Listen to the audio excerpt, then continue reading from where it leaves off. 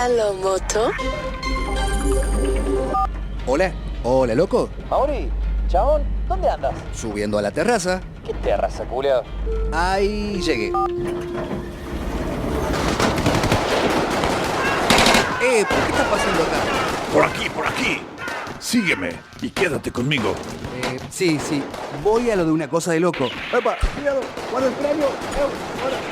Disculpa, ¿vos sos? John. Ah, ¿qué haces, Juan? No Juan. John McClane. Ah, bien. Yo, guarda la lanza. Cuidado, hay una granada. Pero es para... Voy al programa Una Cosa de Loco. Ya te lo dije. Hans tiene ojos y oídos por todos lados y cuenta con un gran ejército. Ven, vamos a meternos por aquí. Iremos por el ducto.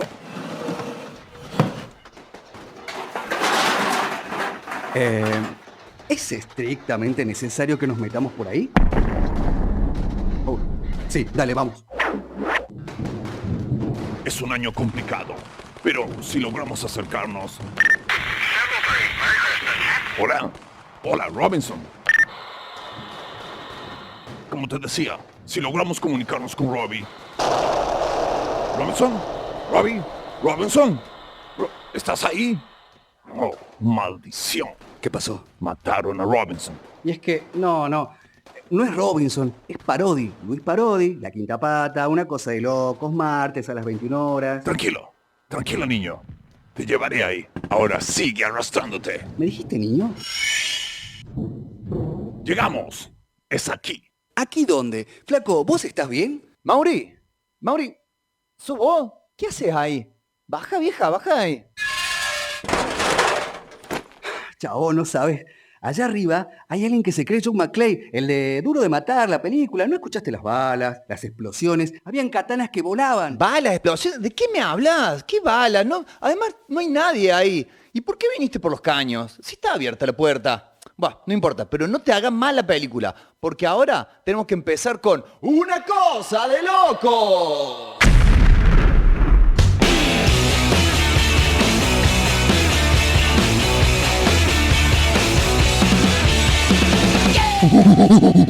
Bienvenidos, bienvenidas, bienvenides. Buenas noches, amigos, amigas, amigues. Estamos ya viendo el amanecer sonoro de un programa radiofónico que se emite martes 21 horas, si bien son ahora en este momento 21 horas 6 minutos, en todo el territorio y la extensión de la República Argentina. Un programa, les decía, que ya entra en la sexta emisión de su 19ª temporada. Vaya uno a saber cuántas emisiones acumula eso. No importa, lo que sí importa es que desde este momento y hasta las 10:30, hasta las 22:30, estarán siendo cobijados, cobijades por el mundo sonoro de Una Cosa de Locos.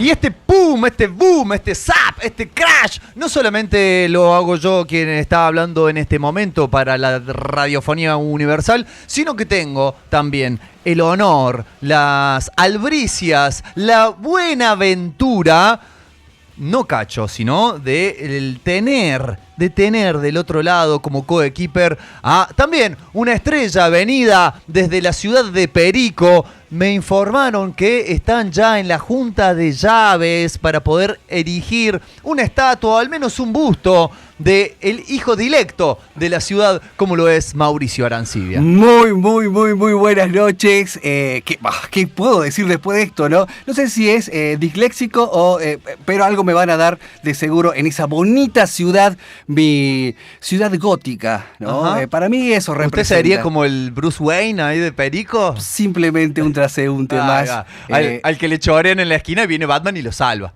O tal vez seré ese héroe que se va formando en el camino, ¿no? Por distintas tragedias. Lo cierto es que no va a ser tragedia esta noche porque vamos a estar colmados de, además de información, entretenimiento, mucho para dar hasta las 22:30, 14 grados la temperatura acá en Córdoba. ¿Está chequeado esto? Totalmente chequeado. Okay, bien. Lo acabo de chequear, aunque lamentablemente hay recortes en el servicio meteorológico, uno se sigue informando. La temperatura de ayer. No, no, Así. es actual, Hay uno solo que está haciendo todo. Todo, por recorte de presupuesto. Nosotros estamos acá para quien transite en este mundo. Ahora, capaz alguien bajó por ahí y dije, che, aquí está pasando en la radio. Conectate acá, estás en www.radiolaquintapata.com.ar si querés. Si querés, obviamente, escucharnos por la web, pero también tenemos otras plataformas, ¿verdad? Así es, porque pueden instalar, descargarse, notificarse de distintas apps como lo son Simple Radio, Radio Garden, TuneIn, etcétera, etcétera. Todas esas que sirven para compilar distintas emisiones radiofónicas online a través del planeta Tierra. Sí. También estamos en una versión analógica, clásica. Si usted posee una radio de dial que capture las ondas de la frecuencia modulada estereofónica, allí estamos, en el 93.9, irradiando para la ciudad de Córdoba. Así que, bueno, puede aprovechar de, en todo caso, gozar de la nostalgia, ¿no? Sí. Hasta que agarra y escucha nuestras voces. No sé cómo escucha esto si no lo hizo antes. Claro. Vaya uno a saber. Es la magia de la radio. Claro. El receptáculo, la radio en sí, me viene a la memoria los partidos de fútbol en la cancha y la radio escuchando al relator. Pero también... Y después tirarle la pila al juez de línea. Infaltable, ¿no? Pero también están esos tímidos, recientes concubinatos en el cual uno se lleva la radio para evitar ruidos de la cotidianidad, ¿no? En baños y demás. Yo tenía un tío que se llevaba la radio. Para tapar ahí, para... cuestiones sonoras. Sí. ¿no? Así que viene bien lo analógico. Cuando escuchabas el gol... Era porque el tío había hecho ahí. El tío había metido un gol. Exacto. Tenemos también que decir que contamos con el honor y la alegría que nos acompaña aquí en nuestro estudio nuestra compañera Mariana Macarlupú, bueno. que abarca todas las áreas de la radio. Sí. Cubre, jugadora de toda la cancha, polifuncional. Totalmente. Bueno, haciendo tareas también de redes, viniendo a interiorizarse, a empaparse del quehacer de la operación técnica, como para seguir multiplicando las áreas en las cuales nos representa. Así que bueno, gracias por estar acá. Abrazamos desde acá con un sonido envolvente para que llegue. Con un surround. Desde ahí que está levantando el pulgar. Vi Bien, que estaba sacando fotos a los chicos del programa anterior, así que estamos ahí todo actualizando. Pasa que eran un misterio, eran casi como un mito, ¿no? Bien. Eso no había registro visual, ¿no? En esta época eran como, no sé, los integrantes de Slipknot antes de desenmascararse. Creían que era la IA. Que era un programa hecho por IA. No. Está en carne y hueso. Sí, bien, constantes y sonantes. Tenemos un programón. ¿Qué programa? Para hoy. ¿Qué suceso? El programa de hoy vamos a tener, como siempre, tema de estreno. Ahora cuando terminemos este bloque, vamos a contar con informaciones del índole historietística o historietil o comiquera. Vamos a tener también una especie de, no sé si decirlo obituario, porque es una palabra muy oscura, ¿no? Pero una semblanza de un reconocidísimo director argentino que nos ha dejado en las últimas horas. Vamos a tener hoy, regresan las cápsulas, en este caso nuevamente el laboratorio del Dr. Marshall, donde vamos a poder interiorizarnos y aprender sobre paladines de la música experimental. Bien. En este caso, Pierre Schaeffer. ¿Quién es? Dirán ustedes. Bueno, se van a enterar cuando suene la cápsula a continuación. ¿Cuándo suena? ¿En qué momento del programa? No sé. Hay que quedarse. No sé, mira que yo soy el operador y tampoco sé. Así que imagínense, es una lotería total. ¿No? Es como una ruleta rusa de la radio. No es como esas radios que tenés que para ganar un concurso escuchar la programación desde el lunes hasta el viernes porque van, tirándote pistas. No. Humanamente imposible. Te va a sorprender. Es eso. La idea es que la cápsula aparezca en el rotativo del programa y que vos estés ahí, dando vueltas el omelette. ¡Pac! Te agarró la cápsula, te sentás y ya no podés. Y el omelette se quema porque solamente le podés prestar atención a eso. Exactamente. Como también le vas a prestar atención a el bloque central que tenemos en la jornada de hoy. Vuelve uno de nuestros bloques favoritos. Bueno, son todos, es como si tuviéramos que elegir entre nuestros hijos, ¿no? Todos los bloques nos gustan, pero el día que la Tierra se detuvo tiene un sabor particular porque nos permite a nosotros mismos también sumergirnos, zambullirnos como quien se zambulle en una pileta de Barrio Pueyrredón llamada Asapnia, que es uno de nuestros auspiciantes de la radio, zambullirnos en el conocimiento y en la historia de la cultura. Eso. En esta ocasión vamos a estar hablando de los estudios caseros de grabación, las grabaciones caseras, lo que comúnmente se conoce como home studio, desde sus orígenes analógicos hasta su actualidad digital. Tal cual. Me gusta este segmento en sí porque, como vos bien lo decís, nos permite viajar, ¿no? Hacer esa cronología, ir caminando de manera lineal, aunque a nosotros no nos guste, pero también al no gustarnos podemos también ir haciendo esos saltitos. Salir de nuestra zona de confort. Tal cual, pero necesitamos de la rigidez tal vez del tiempo para marcarnos el norte. Es una temática... Es un reloj brújula. Es una temática interesante porque vamos a dividir ahí y la gente le va a quedar mucho más claro porque vamos a pasar de lo analógico a lo digital, vamos a tener explicaciones científicos hablando al respecto. Hay gente que va a llegar del Instituto de Sonoros Argentino de la Nación y todo va a pasar. Que no los echaron todavía. Todavía no. Por eso van a estar acá. Claro. 22:30, todo eso vamos a tratar de meter. Bueno, y como tenemos tanto, sí, mucho. Vamos a ir con el tema estreno que tenemos reservado para la jornada de hoy. No sin antes decirles, conminarles a que... le pegué una piña al auricular. A que se suscriban o nos sigan a nuestro Instagram, unacosadelocos.radio. Es más, si tienen TikTok, si deciden desechar su vida... un video a la vez, scrolleando infinitamente mientras el sol sale por el saliente y se pone por el poniente y sale, dale que dale. Sí. Pueden hacerse un favor y también seguirnos, unacosadelocos.radio también en esa red social. También pueden suscribirse a nuestra radio, no nuestra radio que ahora creo que ya no se llama más así, ¿no? Sino a La Quinta Pata, hacer un aporte económico que nos ayude a subsistir, a seguir adelante, a seguir haciendo estas cosas que a nosotros nos gustan tanto y que esperamos que a ustedes también. Pueden encontrar en nuestra página radiolaquintapata.com.ar los medios como para poder hacerlo realmente económico, módico, es casi ni se nota. A fin de mes decir, che, pero qué bien, qué holgado que llegué este fin de mes y eso que pagué la suscripción de La Quinta Pata, porque no molesta para nada, es como... Una pelucita, las chirolas que te quedan en el bolsillo. Hay gente que ya está aportando luego de esa introducción. Estamos la viendo invitación. En vivo los números de la cuenta bancaria y hacen bien todo lo rápido que se mueve. Sí.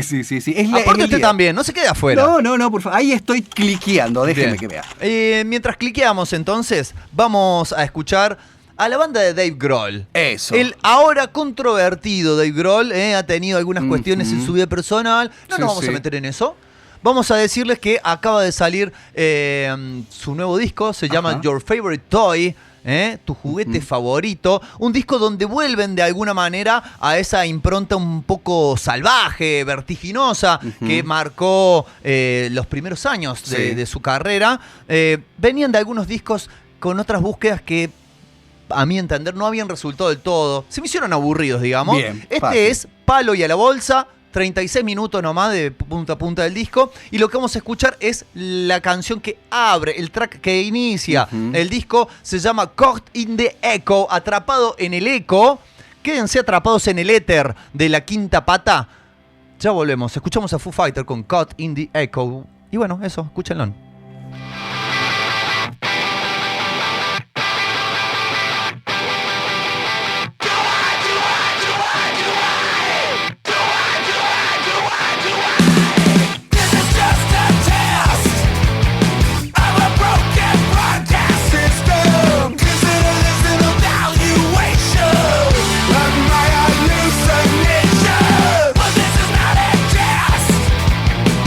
This is a conversation.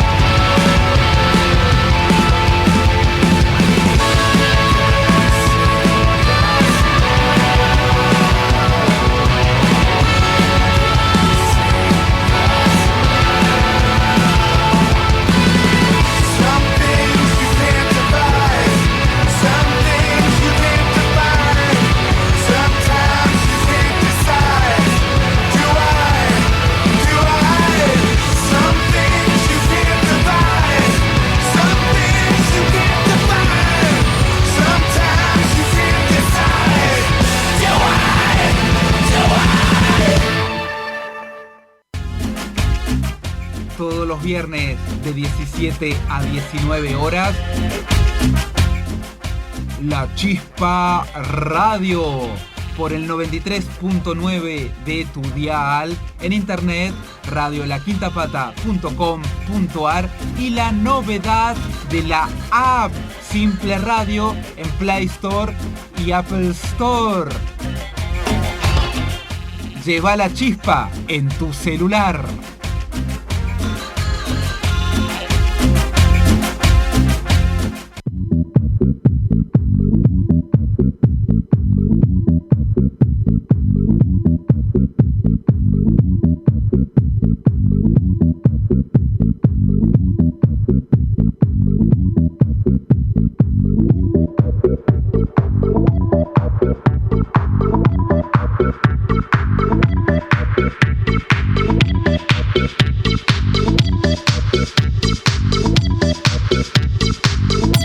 Papito, ¿cómo va a saltar el copyright cuando subamos esto a Spotify? Porque aprovecho para decirles que si no llegan a tiempo para escucharnos, o mejor aún, si quieren revivir lo que ha sido uno de nuestros programas, pueden dirigirse a Spotify, pueden dirigirse a YouTube. En ambas plataformas nos buscan en la solapa de podcast como Una Cosa de Locos Radio. Sí, le ponemos el mismo nombre a todo para que sea más simple, ¿vio? Claro, es repetición esto. Y bueno, va a poder disfrutar de todo lo que venimos haciendo en el último tiempo.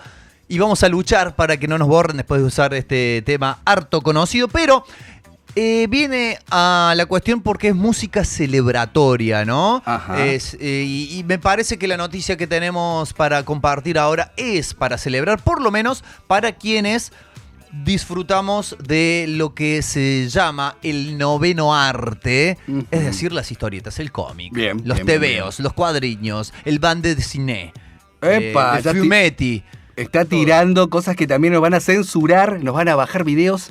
Por ser políglotas. Claro, sí, sí. ¿Cómo viene la mano? ¿De qué estamos hablando? ¿Por qué estamos desvariando así? En realidad, lo que sucede es lo siguiente. Saben ustedes, si no lo saben se los comento, que vio que existe DC Comics, ¿no? Sí. El sello editorial, una de las grandes editoriales de cómics históricas, casa de personajes como Superman, Batman, Mujer Maravilla, Flash, Linterna Verde, etcétera, etcétera. Eso en lo cuanto hace a lo superheroico, pero tuvo durante las décadas del 90 y del 2000 un subsello, así como lo hacen las discográficas, ¿no? Que por ahí tienen subsellos para cuestiones más específicas, más de nicho.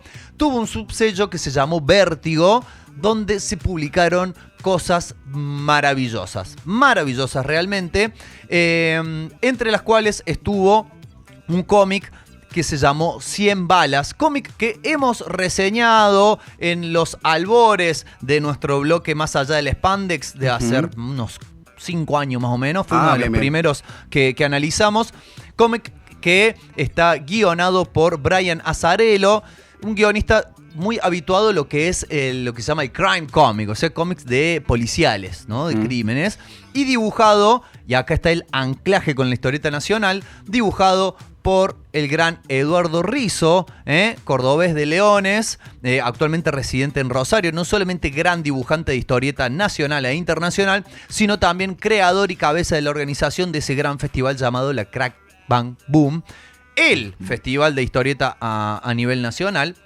Bueno, tuvieron en su momento este gran hito, este éxito que se llamó 100 balas, que se extendió por 100 números, o sea, fue una andadura bastante extensa. Partía esta historieta de una premisa muy simple. Sos una persona a la cual otro grupo de personas les hizo un daño, te arruinó la vida, te mató un hijo, no sé lo que sea. Viene un chabón, un viejo, cara así de persona oscura, ¿no? No de tez oscura, sino de pasado oscuro, pesado. Misterioso, pesado, sí. Con un maletín, y lo abre y hay una 9 milímetros, hay 100 balas, y dice, esta pistola y estas balas son irrastreables. Y tenés ahí en el maletín además un dossier completo de información de esta persona que te arruinó la vida. Y te dice, si vos matás a esta persona y la investigación salta una de estas balas, automáticamente la investigación cesa. Se termina y vos salís indemne, impune. Te lo deja y se toma el palo. Y a partir de ahí comienzan las diferentes historias, ¿no? De qué decide hacer la persona en cuestión. ¿Usa esa arma? ¿Tiene pruritos a la hora de usarla? ¿Le juega en contra en su conciencia? Bueno, un montón de cosas que se desarrollan en este cómic. Fue un gran éxito. Fue además la historieta que hizo que se consolidaran como dupla y a partir de allí generaron varios trabajos más.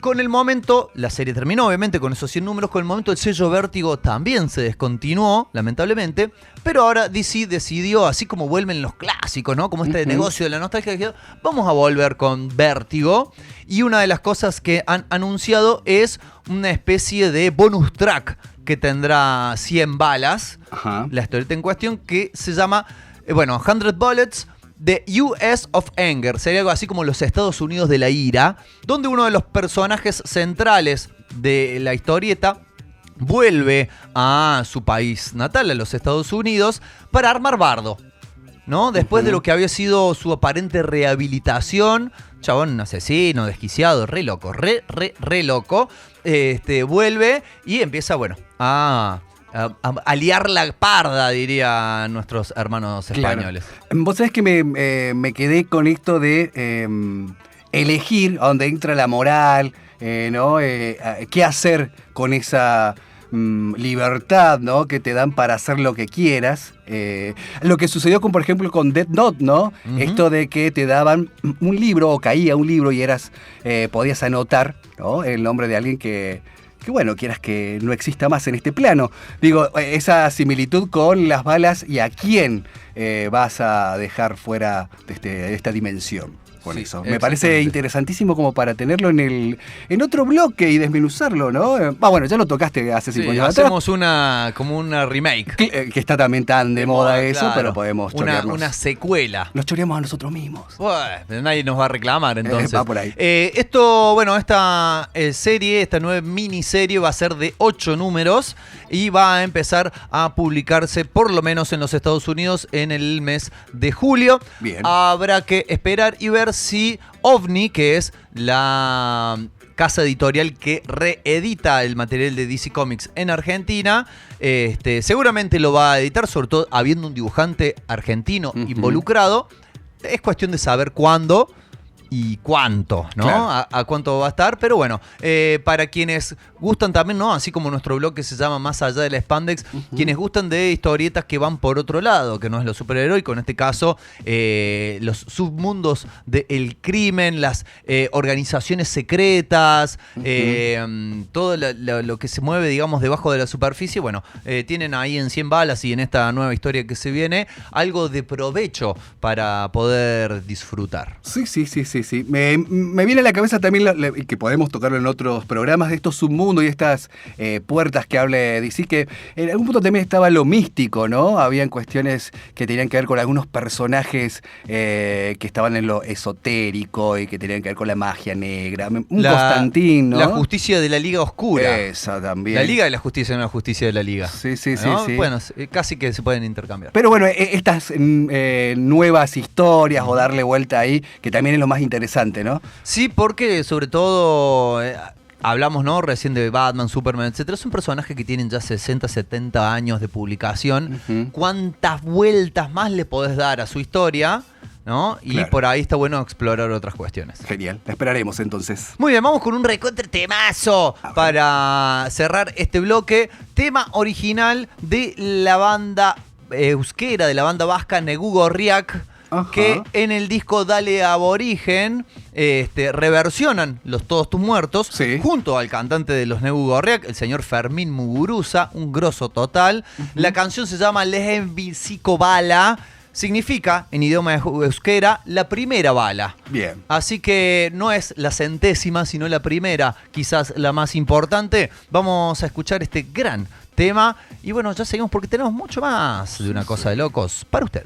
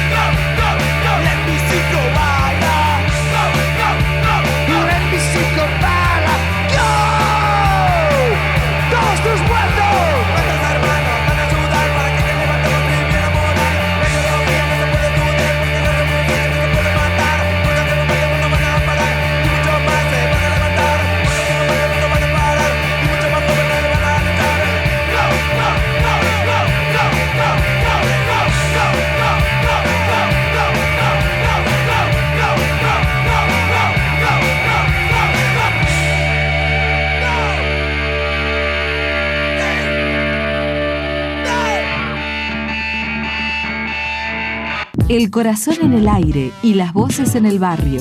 Estás escuchando Radio Comunitaria La Quinta Pata. En todas las épocas hubo locos y locas que generaban extraños y nuevos sonidos.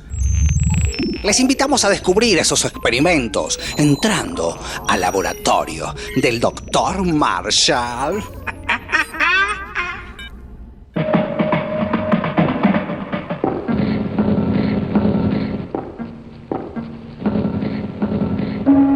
Si la música electrónica que hoy miles de personas disfrutan existe, es porque antes existió la música concreta.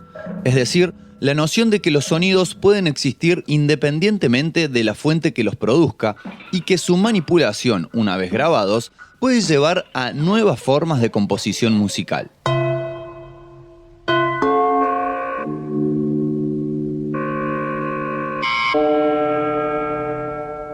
El creador y máximo referente de la música concreta es el francés Pierre Schaeffer, quien buscó, a partir de la experimentación sonora, educar nuestros oídos para percibir a los sonidos no producidos por instrumentos convencionales como elementos también capaces de generar música.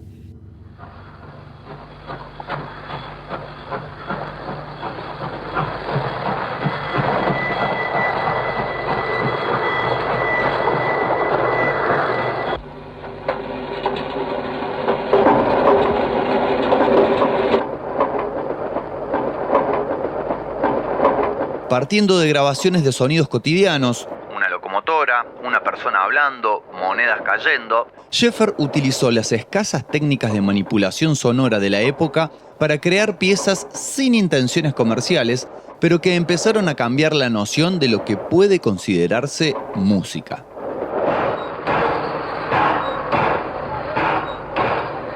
Escuchamos ahora un fragmento de su obra titulada Étude ar chemins de fer.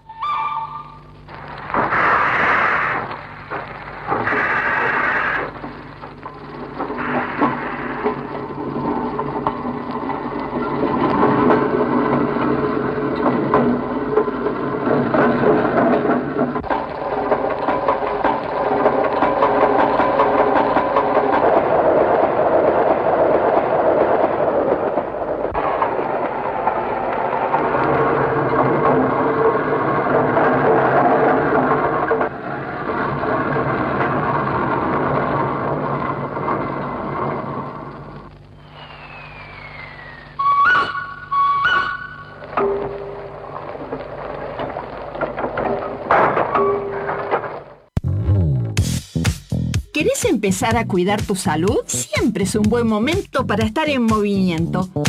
Asapnia, pileta y gimnasio. Te invitamos a sumarte a nuestra comunidad. Calidez y compromiso en nuestra atención personalizada. Pileta climatizada, gimnasio, aquagym, natación, para todas las edades, con profesores especializados. Vení a conocernos. Estamos en Barrio Pueyrredón, Suipacha 2382. Asapnia, para toda la familia. Para toda la familia.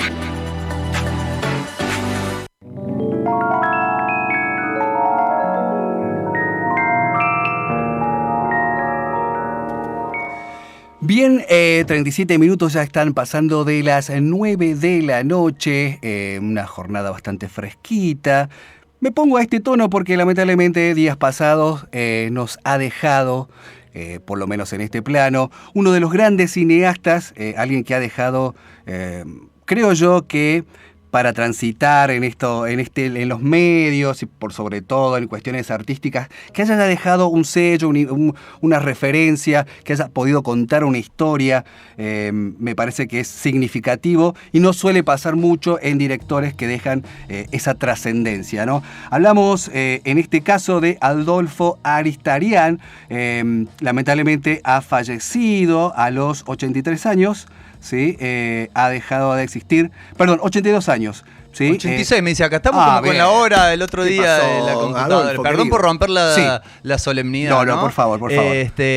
De hecho, recordaba esto porque me llamó la atención que Sí. era la misma edad que tenía Luis Brandoni, otro ilustre del Bien. cine argentino que falleció recientemente. Bien, que lo dejamos entonces en un 86. 86, como 86 el superagente. años. Bien, bueno, hace poco, en el 2024, medalla de oro otorgada por la Academia de Cine, por ser uno de los nombres fundamentales en la historia del cine español. Vamos a transitar un poquito con la noticia acerca de la vida de Aristarain, que nació en 1943 en el barrio porteño de Parque Chas. Uy, el barrio circular. Exactamente, tomado por Gran muchos. historieta dibujada también por Eduardo Rizzo, porque Sí, acá sí. todo tiene que ver con todo. Y utilizado muchas veces en Cuesto de Dolinas y en cuestiones fantásticas. Claro, como que esa cuestión de encierro que tienen, que es difícil salir Que porque se pierde. las calles Sí, hacen sí. esquina consigo mismas, una cosa totalmente desquiciada. Tal cual, tal cual. Bueno, entre los ganadores más destacados de su carrera figura el Goya a la mejor película iberoamericana por Un lugar en el mundo, película trascendental también en su carrera. Creo que de los directores que mejor supo sacar el jugo a actores como, actores más, Federico Lupi. Es como un poco su actor fetiche, ¿no? Y Rodolfo Rani haciendo de malo. Sí. ¿No? En esas jugadas películas en las cuales lo interesante también en los diálogos y en las confrontaciones en la temática abordaba mucho de la existencia del hombre en sí y de qué, recién hablamos acerca de 100 disparos, esto de tomar de referencia la moral, qué se debe hacer, qué es lo correcto o no, y siempre dejaba esa enseñanza y el lugar para que, por ejemplo, en el caso de Un lugar en el mundo, el hijo tome la posta, ¿no?, de las enseñanzas de la familia. Interesantísima película. Vos sabés que este director siempre me supo agarrar a la madrugada, ¿no? Canal Volver, por ejemplo, y Era como empezaban... el Cuco. No sé, 1:30 empezaban a aparecer estas películas y bueno, 2002 las devoré así a la una madrugada. tras de otra. Sí. Bueno, puntualmente y lamentablemente nos ha dejado, pero digo, nos ha dejado muchas películas también por gracia. Ustedes recuerdan que también siempre se repetía en cada película una empresa, Tulsaco.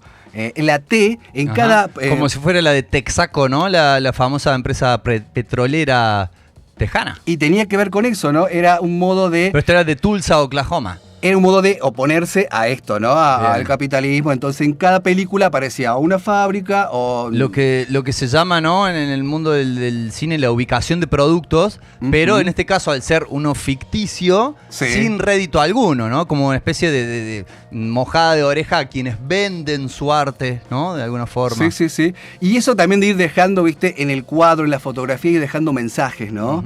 Que también resulta interesante. Federico Lupi, José Sacristán, Mercedes San Pietro, fueron algunos de los que han participado. Cecilia Roth, Susu Pecoraro, actores, actrices de distintas partes, en Argentina obviamente. Tiempo de revancha, película también trascendental. Martín H., que ahí también tocaban temas, no voy a decir actuales, pero que tenía que ver esta relación de un hijo con una sobredosis, post-sobredosis y ese acompañamiento familiar, ¿no? La temática siempre rozaba en eso, ¿no? La familia... Película que quedó con varias escenas como memorables, ¿no? Así como están para lo que es la comedia, las escenas de Esperando la carroza. Hay varias escenas de Martín H. que han quedado, digamos, como el recorte, ¿no? Muy, muy característico, gente que se sabe diálogos de memoria y tal. Sí. Y me imaginaba la del lugar del mundo también esta, ¿no? La de un padre en el campo, encontrando su lugar en el mundo, eso, ¿no? Claro. Y a la vez también en los problemas de terratenientes queriendo quedarse con, por ejemplo, la lana de una cooperativa en la cual participaban, y él tomándose, no voy a deschavar mucho de la película, pero él tomando una situación drástica, ¿no? Que no voy a decir, pero tiene que ver con el hijo al lado y mirando lo que hace el padre, ¿no? Claro.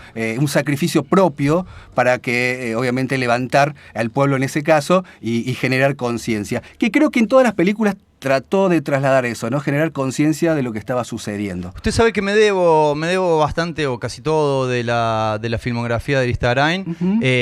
A ver, es feo esto de que tenga que fallecer una persona para apreciar lo que dejó como legado de arte, pero también por el otro lado podemos pensar que más vale tarde que nunca, ¿no? Y que justamente es lo que deja como legado un artista, como lo era él, el poder seguir trascendiendo, Sí. ¿no? Y poder conocer, no como persona íntimamente o personalmente, pero sí conocer su mente, su sensibilidad a través de lo que legó como película. Claro, y creo que se le debe mucho también a este director el hecho de esa nueva ola de directores de cine contemporáneos, caso de Trapero, y esa zona de Pisa Birri Faso. ¿Podemos armar Elefante un Blanco. paralelismo de lo que fue en su momento el nuevo Hollywood, ¿no? Años 70, con el surgimiento de Scorsese, Brian De Palma, Oliver Stone, que fue toda una camada que empezó a hacer películas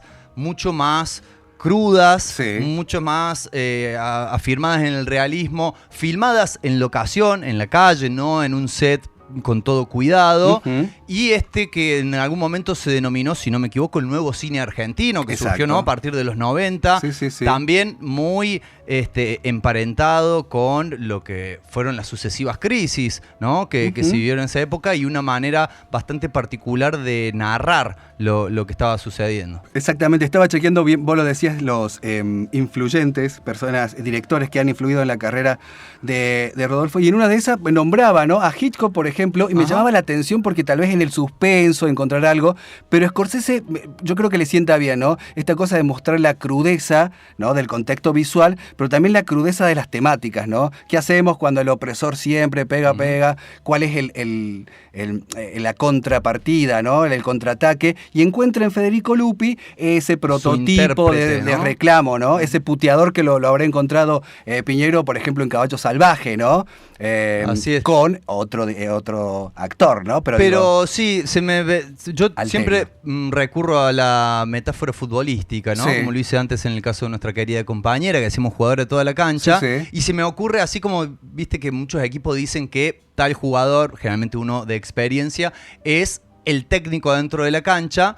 En las películas de Aristarain, Lupi era como el director dentro de la escena. Tal cual, exactamente. Era como el vehículo a través del cual se expresaba. Sí, y me gusta también esa contraposición de Rani siendo la persona, el antagonista. Claro, el villano. Excelente como para tener el tiempo. Se viene un viernes sin actividad, un fin de semana cinéfilo. ¿Por qué no? La colección. Se está empezando a poner fresco, ¿no? Sí. Quedarse en casa a ver una peli. O, bueno, supongo también que a partir de lo que ha sido su fallecimiento empezarán a surgir los homenajes, ¿no? Y la reposición en cartel, o por lo menos en cineclubes, de sus películas. Así que, bueno, estar atentas para poder ahí enganchar alguna. Porque, como sabemos, si bien la comodidad del hogar, como lo vamos a ver en el bloque siguiente, es muy importante, para mí, por lo menos, la experiencia de ver una película en el cine tiene otro plus especial que no se compara. Bien, esperaremos entonces con ansias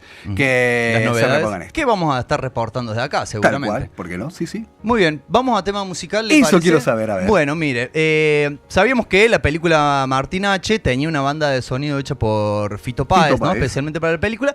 Era, podríamos decir, la jugada obvia, ¿no? Que podemos hacer, que muchas veces hacemos la jugada obvia, no nos vamos a hacer los giles con eso. En este caso encontré un cantautor de la localidad de Olavarría, que su, digamos, apelativo artístico es justamente Martín H. Mira. Y vamos a escuchar entonces una canción de hasta ahora su último disco, que se llama Almas de Destrucción Pasiva.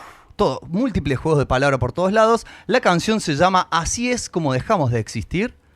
La escuchamos y seguimos existiendo en el próximo bloque de Una Cosa de Locos. Llévalo.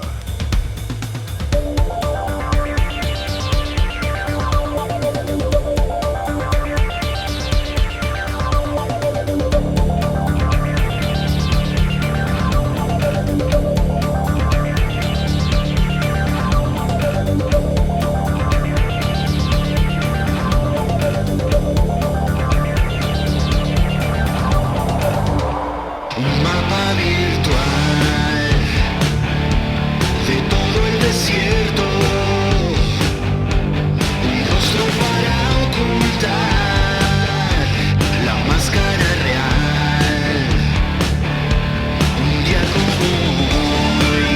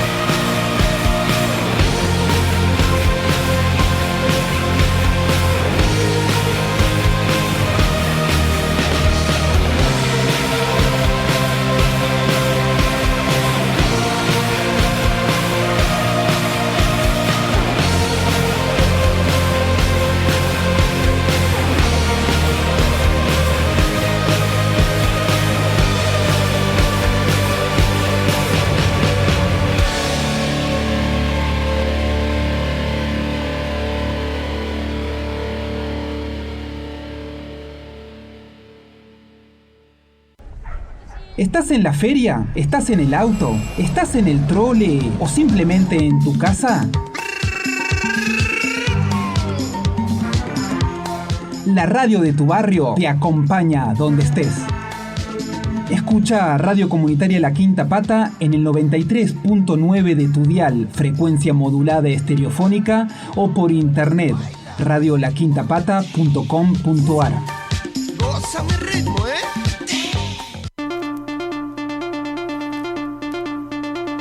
Existieron sucesos en la historia de la humanidad que llevaron a cambios permanentes, profundos e irreversibles en la cultura de masas.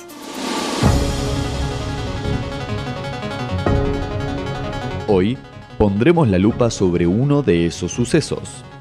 Esto es el día que la Tierra se detuvo. El día que la Tierra se detuvo. El día que la Tierra se detuvo.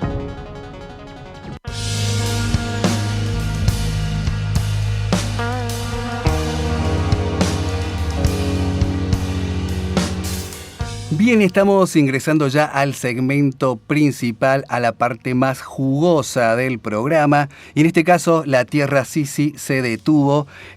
Porque, bueno, hubo un tiempo en que la música era un privilegio, ¿no? De aquellos edificios de mármol, esos que a simple vista uno parecía que ya mirándolos te iban a cobrar, ¿no? Uno ingresaba al lugar y la sala era bastante intimidante, ¿no? Y todo lo que podría suceder en esa sala, además de plata, además de toda la presión en sí, se hacía en un lugar físico, grande, amplio. Pero ¿qué pasa cuando la situación va a casa, ¿no? ¿Qué pasa cuando uno puede manipular el arte desde casa? Es por eso que en esta parte de el home studio en sí vamos a partir por la parte analógica. Así es, como decíamos, ¿no?, al principio del programa, sí. Seguir un poco la línea cronológica, como para que también vayamos apreciando que muchas cosas se enlazan, ¿no? Y que son mucha causa y consecuencia. Tal cual. Por eso nos podemos centrar en 1979, en una convención de audio en Nueva York. La historia de la cultura se detuvo para cambiar de dirección, ¿sí? ¿Por qué? Porque una empresa japonesa llamada Tascam presentó, bueno, muy conocida obviamente, que después va a marcar sigue líder, siendo, ¿no? Una de las puntas de lanza, digamos, en lo que es grabación de sonido. Sí, o tal vez referencia principal ahí, ¿no? Sí, que sí, te llega. Bueno, presentó Tascam en ese momento, había presentado con, obviamente, ingenieros serios, se lo pone así. Con lentes, ¿no? Claro, que tienen muchas lapiceras en los bolsillos. Sí, algunas se les revientan. Eso. Y ahí, bueno, se pierde la seriedad. Pero miraban muchos en esta conferencia, sí, miraban con... ¿recelo? Sí, a esto que sería el Portaestudio 144. Parecía un juguete, pero era una bomba molotov para la industria que miraba con, como te decía, con esos ojos, ¿qué está pasando acá? Esto lo van a hacer en casa. Bueno, se trataba de esto, el Portaestudio, una caja de plástico que utilizaba algo que todos teníamos en los bolsillos en ese momento, que eran los cassettes. No sé si en los bolsillos, no pero tan, pero claro, a mano, ¿no? Sí. Se podía conseguir, ¿no? Así que bueno, se empezó para lograr la música que, a ver, la parte más técnica, ¿no? Para lograr que la música tuviera fuerza, el Portaestudio hacía girar la cinta al doble de velocidad que un pasacassette común y eliminaba la cara B, ¿sí? Claro. Para usar todo el ancho del óxido de hierro, del material de la cinta, en un solo sendo. Sí, a ver, la explicación básica sería así, ¿no? Usted agarra, pone a reproducir un cassette y tiene el lado A y el lado B, ¿no? Sí. El lado A, a su vez, se compone de canal izquierdo y canal derecho para escuchar, ¿no? Célebres Walkman, cada uno en un oído. Sí. Y el lado B, lo mismo. Lo que ingeniosamente hicieron los ingenieros de Tascam fue que aprovechar esto, entonces decís, bueno, si tenés 2 canales de un lado y 2 canales del otro, en realidad tenés 4 canales. Claro. Entonces desarrollar un sistema de cabezales que te permitiera escribir y reproducir los 4 canales a la vez. Claro. Con eso, obviamente, la narrativa de la música cambió por completo, porque también seamos sinceros, el portaestudio lo que no buscaba una perfección que se conseguía obviamente en las salas tradicionales, lo que sí se le daba la libertad para que puedan ejercitar el arte a cualquier hora en la casa, donde ¿no? sea, Tal sí, cual. o en la habitación del hotel si era un músico que estaba de gira, por ejemplo. Por ejemplo. Bueno, pero para eso, había muchos ruidos en el material original, que es lo que obviamente tal vez en otro formato como el disco, viste, la melancolía entra en ese sonido, ¿no? Para que no fuera un mar de ruido, se debían usar cintas de cromo, ¿sí? Cuyas partículas eran más brillantes, dicen aquí la parte técnica, y si querías silencio tenías que confiar en el sistema DBX. ¿Sí? Un reductor de ruido que a veces respiraba con la música, dándole a las baterías del bombo una agresividad que terminó definiendo el sonido del rock, ¿no? El rock independiente, obviamente, el que se buscaba eso. Más low-fi, podríamos decir. Exacto. Que vos sabés que la particularidad es que muchos iban con la maqueta en sí, a buscar ese sonido en el estudio y esa misticidad se perdía, ¿no? El secreto estaba, obviamente, como te decía, en ese magnetismo físico. El portaestudio permitió grabar 4 pistas, como bien lo mencionabas recién, pero bueno, te exigía ese compromiso, rebobinar, claro. La parte técnica en sí, que lo analógico lo tiene, ¿no? Si te equivocabas, obviamente el comando ahí, el C y vuelta atrás no daba, ¿no? Era eso. No. Y una cosa que estuve viendo en la información que decíamos, ¿no? Nos sumergimos nosotros para buscar, es que había una especie de... no sé si truco, pero le buscaban la vuelta. Esto tenía 4 canales. Lo que podías hacer era grabar 3, ¿no? Usar, por ejemplo, hacer una pasada con el bombo, sí, ¿no? Con una caja de ritmos. Canal 1. Después en el canal 2 grababas el bajo. Canal 3, una viola de base, ¿no? Y tenías 3 canales, te iba a quedar uno solo para seguir agregando cosas. Entonces, ¿qué hacías? Juntabas esos 3 y los reproducías al mismo tiempo y lo grababas en la pista 4. Claro. Entonces ya tenías todo lo que habías grabado en una sola pista y te liberaba el espacio de las otras 3 para seguir agregando capas, ¿no? Claro. Entonces podías meter un punteo con una guitarra, podías meter teclado, podías meter qué sé yo.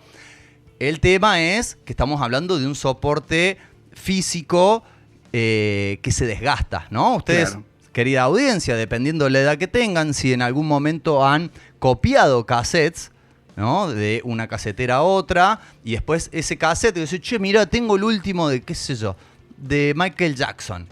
Tengo Dangerous de Michael Jackson en cassette, se lo copió un amigo que tiene el CD. Bueno, yo lo quiero, pum, y copiabas de la copia y ya no sonaba igual. Claro. Es como pasa con las fotocopias, ¿no? Sí. Entonces eso se iba como degradando un poco la calidad, pero a su vez, como bien decías vos, eso a su vez tenía como una cosa característica, como una calidez especial que capaz la grabación ascética, ¿no? Impoluta del estudio no tenía. Claro.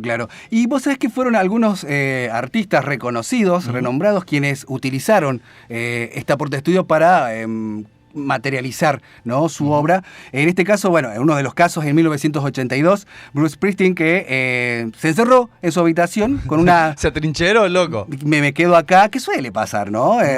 Y grabó Nebraska, ¿no? Sí. Un disco que, bueno, lo mismo, cuando quisieron llevarlo al estudio y darle data, no tenía esa fuerza, por eso quedaba de esta manera, o quedó de esa manera.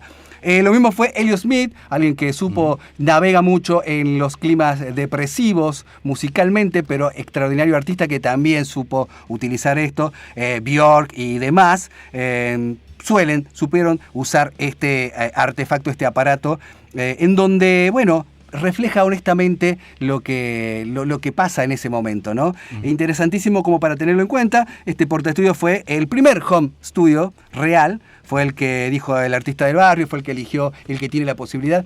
Para describirlo visualmente, en una foto está la casetera y los canales como una pequeña consola de sonido en vivo, incluso de radio, pero chiquita, ¿no? Sí, y con las perillas de, los faders, ¿no? Que son estos cosos que se mueven verticalmente para el volumen, y la perilla de graves, agudos y la izquierda o derecha, ¿no? El paneo entre los dos canales. Sí. Creo que es algo que ha pasado varias veces, ¿no? En lo que es este bloque, en la historia de este bloque, que a su vez habla sobre historia de la cultura. Nos damos cuenta que muchas veces cuestiones, elementos culturales o que adyacentes a la cultura que surgen para una cosa y terminan siendo usados para otra. ¿Qué sé yo? El ejemplo clásico que se me viene a la cabeza, que es también uno de los primeros bloques del día que la Tierra se detuvo que hicimos, fue de YouTube. Uh-huh. YouTube surge originalmente como un sitio de citas, ¿no? Donde uno podía grabarse a sí mismo, por eso era YouTube. Claro. Tu voz, y te podías grabar un videito y decir, hola, soy Luis, tengo una gran cantidad de años, bla, bla, bla. Y eso lo subías, entonces la gente a la cual le interesara podía ver tu video, contactarte, etcétera. Y terminó siendo lo que es hoy, ¿no? Algo completamente diferente. En el caso de las Porta Studio, si bien se siguieron usando para su uso en el que se había pensado primero, que era maquetar, ¿no? Que los artistas pudieran armar las canciones antes de llevarlas al estudio, compartirlas a sus compañeros de banda, en todo caso, o a su productor, poder grabar una capa encima de otra. Terminó en algunos casos, por un lado, artistas que tenían la posibilidad de pagar ellos o bien su discográfica un estudio de grabación a toda regla para hacer sus discos, usándola para ese fin. Y por otro lado, y lo que a nosotros más nos interesa en este bloque, el hecho de que le permitió a un montón de artistas y de bandas el poder también tener sus primeras grabaciones, porque recordemos, como también hacías, ¿no? Esta introducción de que los estudios eran como una cosa santificada, ¿no? Claro. Como un lugar sagrado. Salía una moneda, ¿no? La hora de grabación en un estudio bien acondicionado, porque no solamente tenés que pagar lo que es el alquiler del lugar y de los equipos, sino también el sueldo, los honorarios, digamos, de la persona que operaba todo eso, habitualmente un ingeniero de grabación, ingeniero de sonido, que tenías, ¿no? Unas consolas que era como un mar de perillas y que sabía entonces operar eso y extraerle los mejores sonidos. Ahora tenías la posibilidad de, no a ese nivel, pero sí poder realizar cuestiones en tu casa que pudieran ser difundidas, aceptables, digamos, y se me ocurre que tiene que ver bastante, ¿no? El surgimiento de la Tascam, de esta multipista, de esta Porta Studio, con lo que es el movimiento autogestivo, ¿no? Como se llama muchas veces el do it yourself, ¿no? No depender de que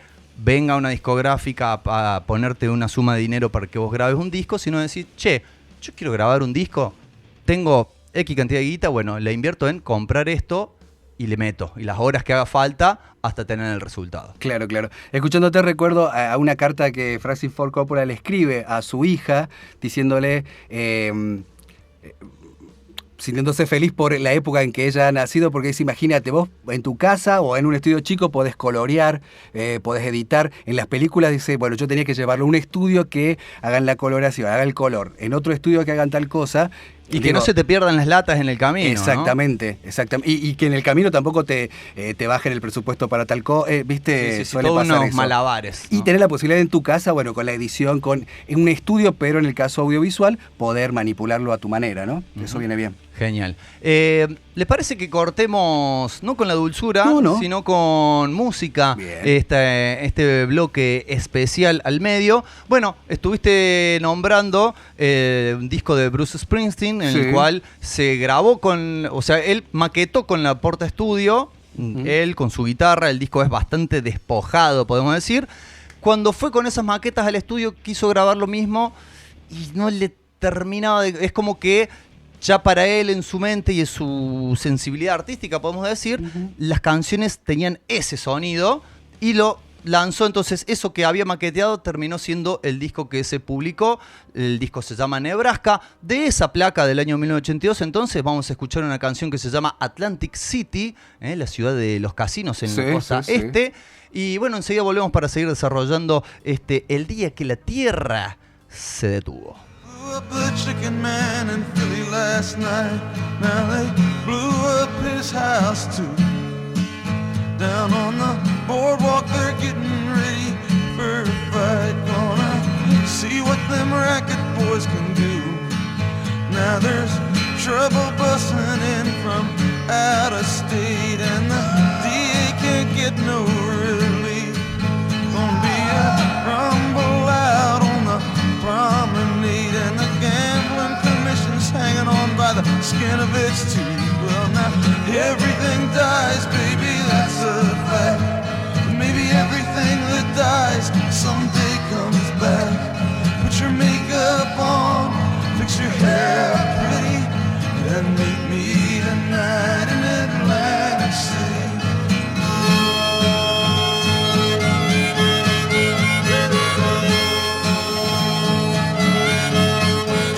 Well, I got a job and tried to put my money away, but I got debts that no honest man can pay. So I drew what I had from the Central Trust, and I bought us 2 tickets on that Coast City bus. Now, baby, everything dies, honey, that's a fact. But maybe everything that dies someday comes back. Put your makeup on, put your hair up pretty, and meet me tonight in Atlantic City.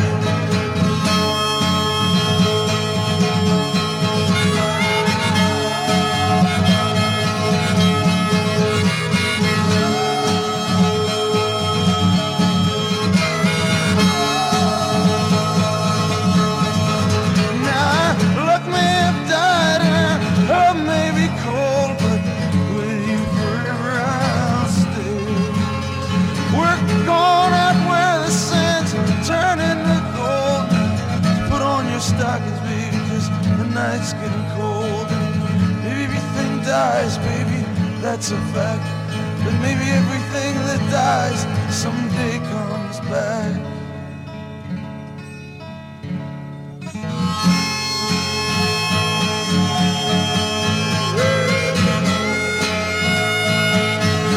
I've been looking for a job, but it's hard to find. Down here it's just winners and losers, and don't get caught on the wrong side of that line. Well, I'm tired of coming out on this losing end. So honey, last night I met this guy, and I'm gonna do a little favor for him. Well, I guess everything dies, baby, that's a fact. And maybe everything that dies someday comes back. So fix your hair up nice, fix yourself up pretty, and meet me tonight in Atlantic City. Meet me tonight in Atlantic City. Meet me tonight in Atlantic City.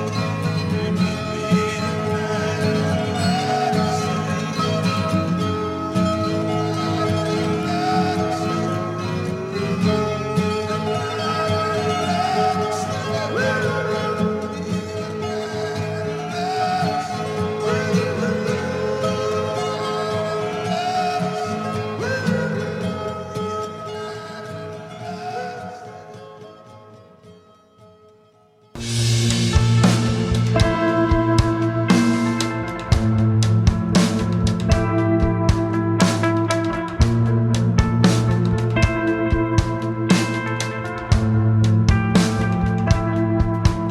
...22 horas 10 minutos de una fría noche del 28 de abril de este 2026. Estamos en una cosa de locos. Estamos en Radio Comunitaria La Quinta Pata y estamos también en el bloque más allá del Spande. No es ese. No, es no. el día que la Tierra se detuvo. Bien. Que menos está mal más me di cuenta. allá del Spande. Sí, pero se pasó Sí, como... sí, sí. Ya aparecen las piletas verticales, ¿no? Dando- Señal sí, de que sí, sí. nos pasamos. Totalmente. Muy bien, no nos pasamos de horario todavía, ¿eh? Estamos con tiempo como para poder desarrollar la segunda parte de esto que es la historia de los home studio, de las grabaciones caseras, historia que se viene más a un tiempo reciente que tiene que ver con la parte digital del asunto, ¿no? Algo que surgió en primer momento como la simplificación de procesos de los mismos estudios de grabación a los que nos referíamos recién, ¿no? Recordemos que hasta la llegada de las grabaciones digitales de audio, todo este proceso se hacía a mano, lo que era grabar y sobre todo editar, era bastante engorroso porque se grababa en cinta, ¿no? En unos carretes de cinta bastante más gruesos que lo de los cassettes. Después se cortaba, se escuchaba, tenías que identificar la parte que querías cortar con una conocida Gillette, cortabas el segmento, lo unías con el otro, se pegaba con cinta y así se iba haciendo la edición de las distintas pistas. Un gomazo eso, imagínate, años haciendo eso. Me ponía a pensar y está bueno ir viéndolo acá en el transcurso del programa y todo esto, ¿no? Porque me pongo a pensar que lo hemos tomado por la parte de audio, ¿no? Sí, Digo, sí. Pero bien lo marcás que también eso se hizo en la parte cinematográfica, Claro, ¿no? sí, sí, totalmente. Es como que han avanzado paralelamente. Claro, que era esto, agarrar la cinta, cortarla. Está esa imagen típica de Con que el lo hacía pucho. con el pucho Sí. y que esas imágenes a los costados era el pucho quemado en el celuloide, ¿no? Ujú. También, todo artesanal. Imagínese usted tener que editar cortando los fotogramas, ¿no? Para pegar la edición que nosotros tenemos ahora digital. Se hace en un segundo. Totalmente, sí, no, sí. sería una locura total. Y esto, a medida que fueron, digamos, abaratándose o mejorando lo que era la parte del hardware, ¿no? Uh-huh. Las posibilidades de que a partir de que llegó la década de los 90, de los 2000, más personas pudieron tener computadoras en sus casas. A su vez, esas computadoras empezaron a mejorar sus prestaciones, a ser más veloces, a tener más capacidad de almacenamiento, que también era todo un tema. Uh-huh. Esto se pudo trasladar a los hogares. Pero vamos a empezar por el principio, porque en 1977, Uh-huh. no digamos mucho después de lo que narrábamos hace un rato, en 1977 aparece la primera estación de audio digital. Una compañía que se llamaba DigiDesign lanza este producto que se llamaba SoundStream. Ajá. En este caso no se trata de un software solamente, de un programa de edición, Uh-huh. sino que era toda una estación de trabajo física que incluía la consola, una pantalla, una unidad de almacenamiento, digamos, antecesora ya de los disquetes, ¿no? Que a su vez son antecesores de los discos duros, etcétera, etcétera.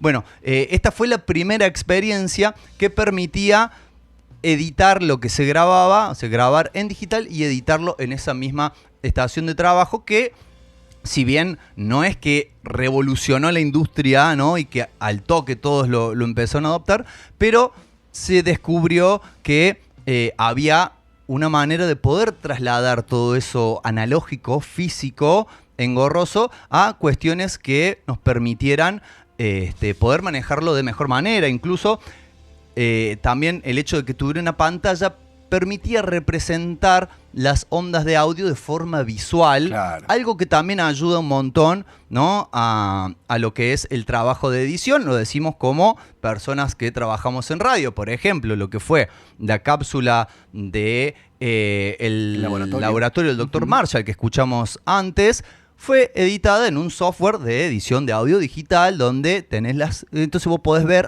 mira, acá tiene un pico de volumen. Uh-huh. Es bastante más sencillo de percibir y de acomodar que haciéndolo solamente con el oído. Claro. Recién mencionabas esto, ¿no? De cómo físicamente se fue reduciendo, se puede decir. ¿Y en qué notaste vos o en qué aparecía por ahí? ¿Qué se fue simplificando ahí? ¿Fue la consola, esto que hablamos recién, ¿no? Estas cosas transatlánticas que habían ahí. Uh-huh. Se fue limitando eso para darle más facilidad, reducción económica también, me imagino. Sí, en realidad las consolas, esas enormes en los estudios de grabación, siguieron y siguen Uh-huh. existiendo. Sí. Lo que sucedió fue que las empresas empezaron a desarrollar estos software que en un principio eran solamente y exclusivos para estas grandes estaciones de trabajo. Vos tenías que comprar el combo entero, Claro. cosa que era solamente, digamos, accesible para los inversores que tuvieran un estudio de grabación. Uh-huh. Empezaron a diseñarlo para las computadoras hogareñas, aquellas primeras Apple, las Commodore 64, las Amiga, ¿no? Tenemos acá un desglose. En 1985 aparecen los programas Sound Designer y Sound Tools, que son los precursores de el que fue durante muchos años y creo que sigue siendo el estándar de la industria en cuanto a grabación y edición de audio digital, que es el famoso Pro Tools. Uh-huh. Pro Tools, Sí, que a sí. su vez tiene como herramienta el autotune, ¿no? Exacto. Otra de las cosas de las que hemos hablado acá en este bloque. En 1987 aparece el software llamado Cakewalk. En los primeros 90 aparece el Cubase. de algo que todavía se sigue usando, Cubase y Nuendo de la empresa Steinberg. Son dos software que también permiten grabación, edición de audio.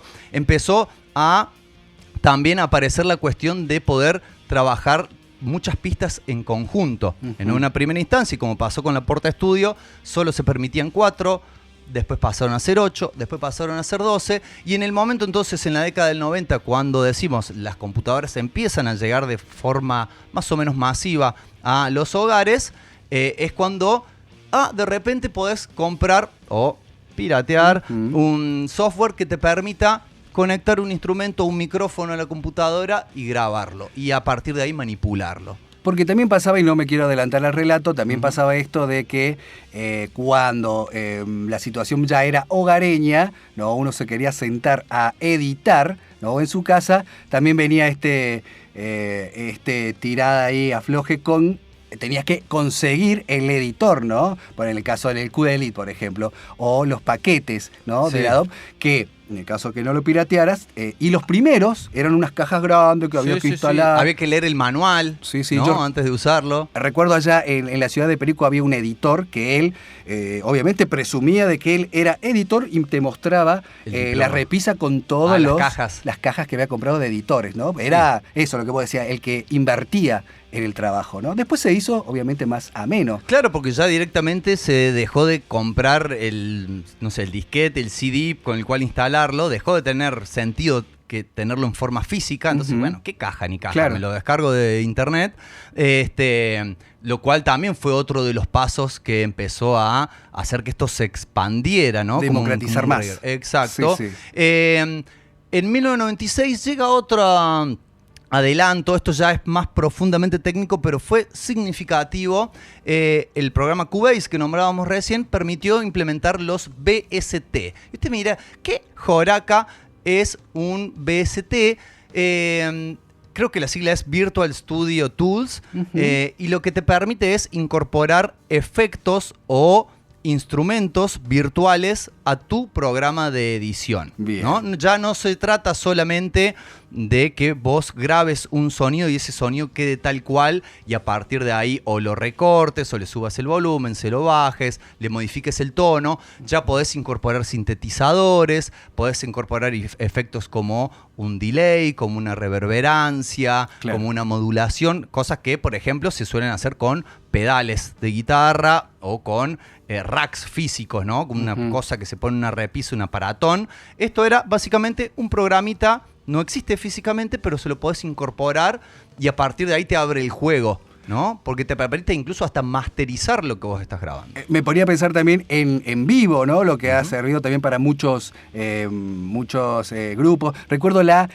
vuelta del Soda Stereo allá, pero la primera vuelta, con los tres, ¿no? Vivos. Sí, claro. En los la gira Me Verás Volver. Sí, que se juntaron, ¿no? Y se dieron cuenta de que lo que habían seteado, los que tenían los VST que tenían cargados de canciones que habían armado, solamente con eso no estaban, había desaparecido, había que volver a armar, y era una maqueta, viste, de ingeniería de sonido. Para algunas bandas, viste, que necesitan esa estructura, que es muy difícil tocarlo en vivo, ¿no? Porque, bueno, se arma todo en estudio. Interesante también para democratizar los instrumentos, porque tal vez no tenías la oportunidad de tener un cuerno de no sé qué, podías tenerlo como instrumento digital. Claro, o como MIDI, ¿no? Que es otro de los sistemas. Básicamente un MIDI lo que hace es tener un banco de sonidos y que vos con un teclado, que puede ser incluso el teclado de la compu, podés disparar esos sonidos en diferentes notas. Básicamente el pianito de Pablo Lescano. Exacto. ¿No? Como ejemplo más inmediato y recurrente. Él va cambiando qué sonido quiere ejecutar y toca el tecladito, y lo cual hace las notas. Un disparador en sí. Vos sabés que te escuchaba atentamente y qué loco, ¿no? Esto es el último aporte chiquitito. Tan rápido, ¿no? Hablamos hace rato del paso analógico y era pronunciada cómo iba pasando. La sucesión. Ahora pasan 3 años, pum, otra cosa, y atento a lo que sigue. Sí, después, ya viniendo un poco más acá, bastante, 2013, digamos que es el último salto que da la cuestión, es que se lanza Soundtrap, que es el primer editor de audio basado en la nube. ¿no? Ya Ajá. ni siquiera tenés que usar espacio de almacenamiento en tu computadora o en tu dispositivo, sino que ya directamente haces todo online. Entonces, podés grabar algo en X lugar y después seguirlo editando en otro porque está todo disponible en la nube. Ni siquiera tenés que descargar el programa con el cual haces todo eso. Lo cual, bueno, es como un paso lógico de acorde a las tecnologías que se están viviendo hoy. Ya, bueno, cosas inimaginables, Sí, ¿no? ¿no? Y me pongo a pensar ahora, inimaginables me decís, y me pongo a pensar ahora de las aplicaciones que separan por canales, y si vos querés escuchar solamente el bajo, lo podés hacer. Era inimaginable porque tenías que tener, o tenías que tener una manipulación de los canales, Claro. para querer solamente escuchar la batería, por ejemplo. Bajabas los demás instrumentos. Y dejabas solamente eso. Ahora con las aplicaciones directamente metés el tema que querés escuchar y podés elegir qué instrumento apagar el sonido para escucharlo, sacar los temas. Muchos profesores de música suelen utilizar esto para... más fácil de sacar a oído, ¿no? Claro, o de tocar encima de una canción ya conocida. Que ahora suele haber en una, no vamos a decir el nombre de la marca, pero un reproductor, un parlante, ¿no? Para la gente que, artistas callejeros, un parlante que vos podés poner y te lo... Te saca la voz. En pistas, por ejemplo, un tema de Guns N' Roses puso todos los temas y el solo lo hace el guitarrista en vivo. Entonces es un parlante con separación de canales. Ni siquiera tenés que ponerte vos a borrarle cosas, ya apretá botón y listo. Y podés grabar. Entonces, si vos te pones a pensar, es también una evolución. Sigue saliendo este porte estudio, Sí. ¿no? Del estudio a la casa, de la casa a la calle, pero sigue siendo cotidiano, manipulable, ¿no? Eso Bueno, acá me armé una listita de cuáles son las ventajas, ¿no? ¿Qué es lo que aportó la grabación y edición de audio digital como forma de poder hacerlo caseramente? Número ilimitado de pistas, ¿no? De los que eran las 4 originalmente, ahora podés seguir agregando y agregando y agregando y agregando y agregando y podés hacer infinitas. Frank Zappa chocho, ¿eh? Le hubiera pasado bomba. Edición visual, lo que hablamos recién, podés ver la onda de sonido, cortar exactamente en el lugar donde se produce el silencio, por ejemplo. Claro. Mezcla o edición no destructiva. Esto es lo que decíamos antes del control Z, ¿no? El deshacer o el modificar un archivo, pero guardar la grabación original. Antes vos lo que manipulás se borraba. Incluso ha pasado de muchos casos en los cuales en estudios donde se acababa la cinta para poder seguir grabando y se borraban las cintas, los originales de otra grabación. Así se han perdido archivos incalculables. Al ser audio digital, las sucesivas copias no se degradan en calidad, como explicábamos antes del cassette.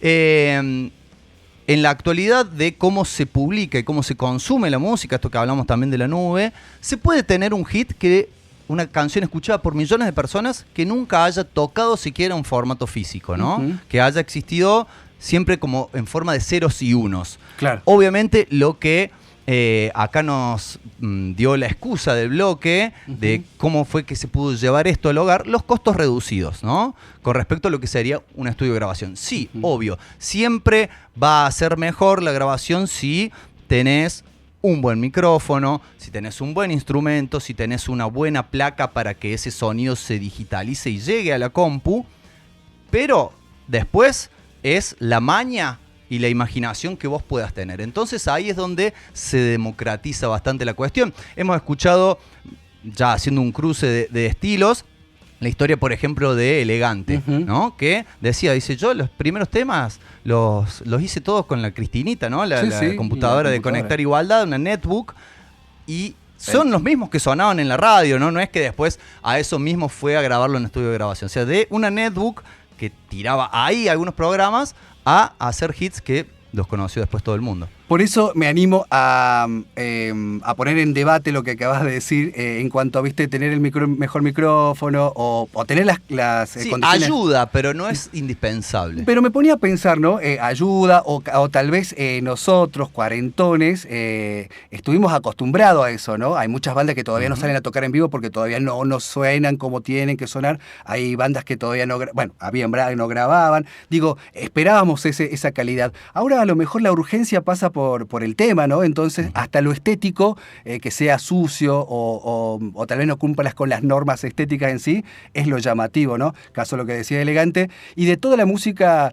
RKT, el trap, que salían de los DJ, por ejemplo, el RKT es el ritmo que un DJ de cumbia pasaba, digo, se va armando los ritmos en relación también a la parte técnica, ¿no? Así es. Y eso es interesante, cómo evoluciona. De todas formas, yo, por ejemplo, dentro de, no sé si desventajas, pero los riesgos que tiene este uso de la tecnología, a mí me parece fantástico. Que, de hecho, como radio, ¿no? Donde usamos el sonido, nosotros, ¿no? Empezamos, no acá en La Quinta Pata, empezamos haciendo radio en nuestras casas, ¿no? Claro. Es bastante similar la historia, pero llevada a un terreno que en vez de la música, a lo casero de la radio, con un micrófono Genius de eso que se doblan todo, finito, blanquito. Sí, que el popeo era algodón. Era un algodón con cinta de papel, con una computadora común, ¿no? Como de uso hogareño, una conexión a internet y ganas de hacer radio. Y así se empezó, entonces me parece que también es una historia bastante paralela. Pero lo que decía es,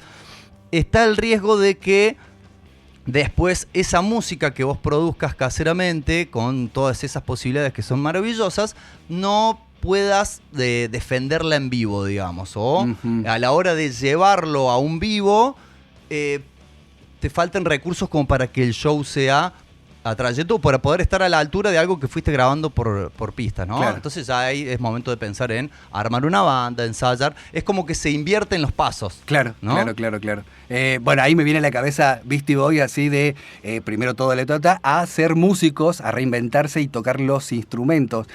Banda que también vamos a tocar en algún momento. Sí. Pero interesantísimo cómo en este desarme, en este desagüe de la historia en sí, cómo, porque mucha gente que nos está escuchando capaz que rozan los 20, 30 años, los 16, ¿por qué no? ¿Por qué no? ¿Por qué no? Y tal vez ahora están acostumbrados a esto, ¿no? A escuchar, a manipular la música en un momento en donde uno esperaba ansiosamente que saquen un tema musical o escuchar lo que vos decís, ¿no? Que escuchar por un auricular, una oreja, tal sonido, por otro, ¿no? Nos comunicamos más que nada con eso, ¿no? Con la construcción del tema musical. Y ahora tal vez el ritmo se apodera, es otro mensaje que también está dando vueltas. Lo particular y lo interesante es esto, conocer la historia de cómo ha evolucionado para que podamos disfrutar y también para que podamos sacarle el jugo a esta nueva realidad, ¿no? Así es. Mientras hablaba se me ocurría también la referencia de lo que es el estilo musical del funk brasilero, ¿no? Que es básicamente manipulación del sonido, Sí, ¿no? sí, Es sí. una grabación a la cual se le agrega una bocha de reverb, se la hace más lenta para sonar más grave, se repite, se corta y se repite. Y de eso surgió no una canción ni un disco, sino un género musical completo que está basado en la edición más que en la grabación. Que es el remix. Así es. ¿No? Género trascendental, por lo menos en lo que fue gloriosas películas de la favela, allá en el año 2000 y largo por ahí, que representaban esto, ¿no? Gente que, de hecho Radiohead estuvo en su momento ahí con esta disputa de los derechos que otorgaba que Las se puedan pistas, remixar ¿no? las pistas. Sí. Recuerdo eso. Pero bueno, todo tiene que ver también con leyes y empresas, ¿no? De la música que puedan llegar a abrir la cancha, que no suele pasar eso. Por eso está bueno tener estos instrumentos, manipularlos desde casa y poder también el mensaje, ¿no? Que llegue desde quien escribe directamente a los oídos de quien quiere escucharlo. Muy bien. Habiendo recorrido todo este camino, podemos cerrar este programa también con un tema que se me ocurre emblemático. Se extrae esta canción del tercer disco de la banda Cadena Perpetua, banda de punk rock de la Argentina, bonaerense. Se habían quedado después de su segundo disco buscando salidas. La banda venía en un cierto crecimiento, pero se quedan sin sello discográfico y tenían ganas de poder editar su tercer disco, que finalmente se editó, se llamó Largas Noches, y no fue grabado en un estudio de grabación, sino que fue grabado en la casa del guitarrista, en la computadora, y así como fue grabado caseramente en la computadora, no solamente salió, sino que fue un éxito y fue el disco que catapultó a la banda a que fuera conocida a nivel nacional y a que tuviera hits que sonaban en las radios, te diría full, ¿no? Tuvo algunas canciones que fueron a la postre de las más conocidas de la banda. Entonces, como una manera de reflejar que de esa manera también se pueden hacer discos de muy buena calidad, vamos a escuchar para cerrar a Cadena Perpetua con Cómo Poder. Y bueno, antes de darle al play, le vamos a agradecer a toda la gente que ha estado del otro lado escuchándonos por, bueno, eso, acompañarnos, por aceptar nuestra propuesta. Gracias a Mariana que estuvo también acá haciendo registros, bueno, acompañándonos también. Gracias eternas, Mauricio Arancibia. A usted por dejarme jugar todos los martes este gran programa. Y bueno, y gracias a la gente que desarrolló todos estos software porque nos permitieron a nosotros también iniciarnos en el camino de la radio. Nos vamos entonces ahora sí hasta el próximo martes. Esto es Cadena Perpetua haciendo Como Poder.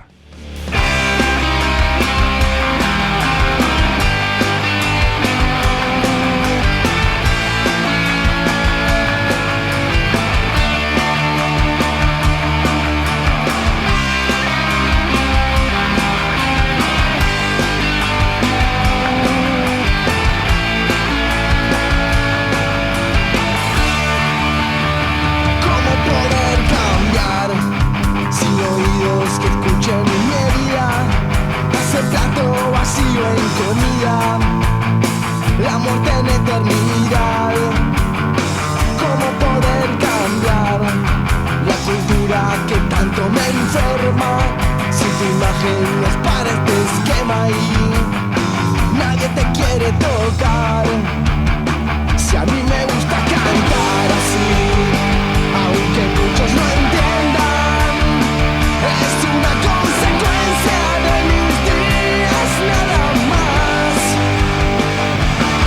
Quizás me falte razón, quizás no tenga vergüenza.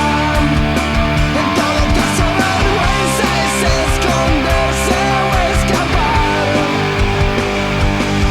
Muchos que ríen deberían tenerla. ¿Cómo poder cambiar si tu chica es de piernas abiertas? Si es mirona cuando te das vuelta y nadie la puede juzgar. ¿Cómo poder cambiar mis preguntas por una respuesta? La amargura por una gran fiesta que nadie pueda faltar. Si a mí me